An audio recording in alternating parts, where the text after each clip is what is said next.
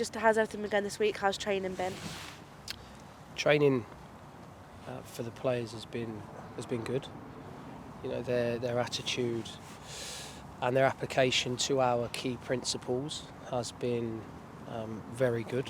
Obviously, after what was such a terrible result at the weekend, in losing the way that we did and producing the performance that we did. So the players have quite rightly worked extremely hard to this point in the week, and we've spent a lot of time reviewing what happened, because it's always important to do that.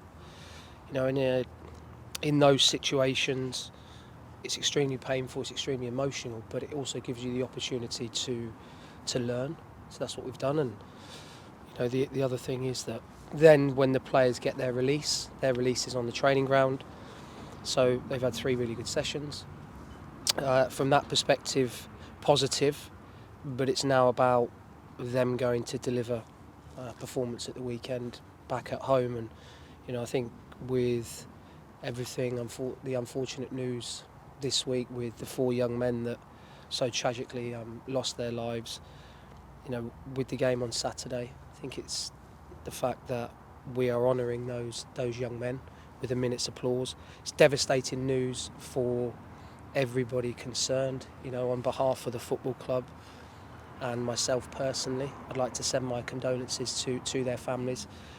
I can't begin to imagine how it feels, because I have a daughter of that age. So as I say, you know, it's been a tough week for the community of Shrewsbury, and we all need to pull together now, because what's important now is that we've got an opportunity to honour those young men with a minute's applause on Saturday.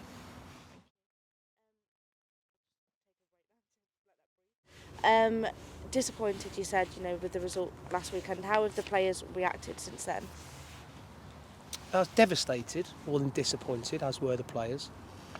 It's difficult after games because emotion tends to rule the conversation. So what we did this week is we removed the emotion.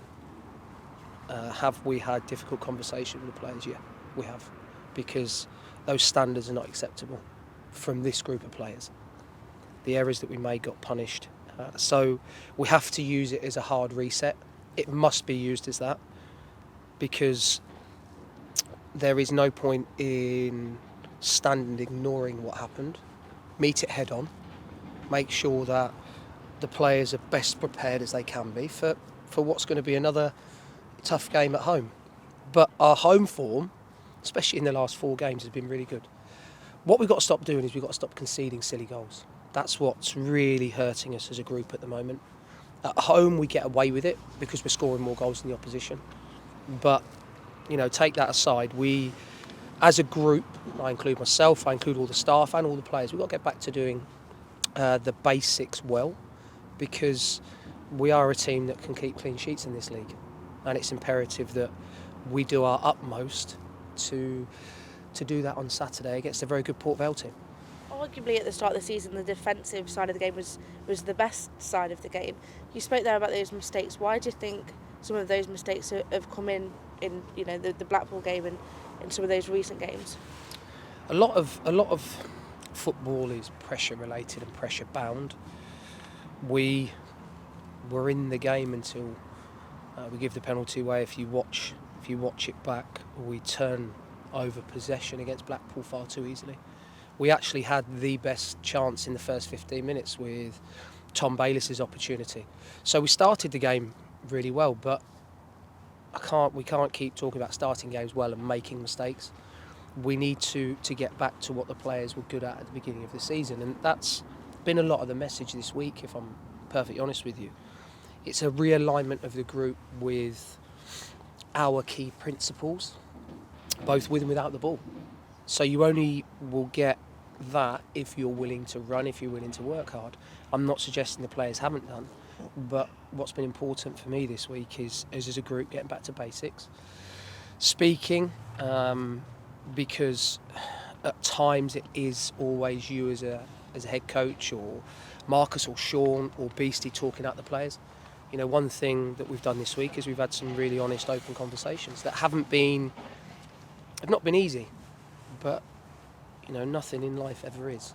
And I know that we have to use this as a massive learning tool for us. And as I said earlier, as a reset.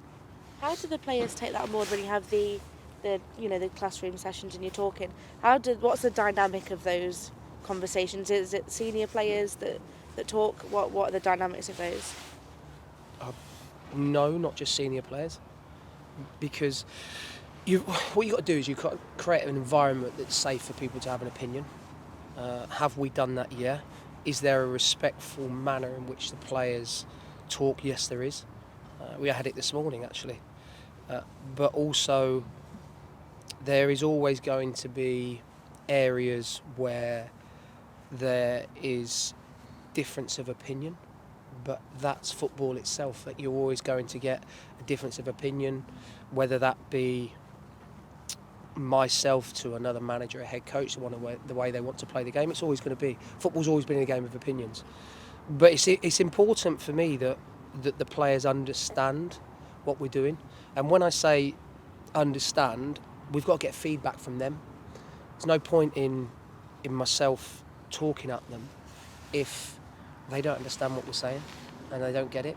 So that's been really healthy this week. Having been in that position myself as a player, you know how much it hurts. You spoke a lot about going away and looking at yourself, and that's staff and players included. So everyone's done that. But where football's great, we've got an opportunity that if we put in a performance that we know we can do at home, we've got a great chance to get a result. Ask you about Tom Bayliss. How was he after last week leaving the game in a protective boot? Yeah, I had a scan on Tuesday. It's disappointing news, but it wasn't as bad as we first feared. So he'll be on the sidelines for probably 6 to 8 weeks, I would imagine. We were fearful that it would be a period that extends that with an operation, but that isn't the case. So it's been positive news for Tom. Obviously, it's another injury we could do without, but it's part and parcel of the way that things have shaped for us at the moment. The injuries that we've got haven't been ones where I would question the training schedule, I would question what we're doing in the gym. They're contact injuries which you can't do anything about. So yeah, really disappointing for Tom, and now somebody else gets an opportunity. What is the injury? What is it specifically? He's got a problem with his ankle. I think it's a ligament within his ankle. So, yeah, it's not as bad. We thought it might require surgery, but the scan on Tuesday gave us positive news. Now it's a case of, he's probably going to be out 6 to 8 weeks to put a figure on it. But it's not as bad as first thought. You spoke about Morgan Feeney being back on the grass. How close is he to a return? Getting closer. Morgan's working really hard. It's never easy when you're out because, especially with the injury that Morgan had and where the problem was originating from, which was his back, he's had a procedure that has probably made his body feel slightly different to what it was. But Morgan's okay. He's working extremely hard. I'm also conscious that we've got 3 games in 6 days after Saturday, so we're going to need to utilise the squad with that as well. But Morgan is getting fitter. Whether he's ready for the weekend, I don't know yet. Mattera and Mattera both on international duty. Are they both back now? Yes, both of them reported in for training today. Both of them got back into the country yesterday. So they both trained fully today. Noan's obviously had a slightly further distance to travel, with Max just coming back from Ireland. So yeah, both of them looked in good spirits and fit and well today. So they'll both be obviously in contention to be in the squad. And finally, from me, just your thoughts going into the Port Vale game and, like you said, a tough game at home again. Every game at this level of football is extremely competitive. Now, in our last 4 home games, we've won 3.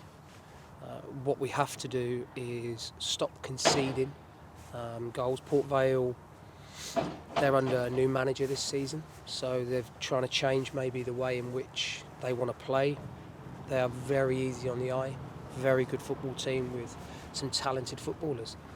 Our game plan needs to work, so we have to frustrate the opposition, of course, like we need to every game, but let's focus on ourselves and let's be better in those big moments for us in both boxes. That will be the message from me. Thank you very much. Thank you.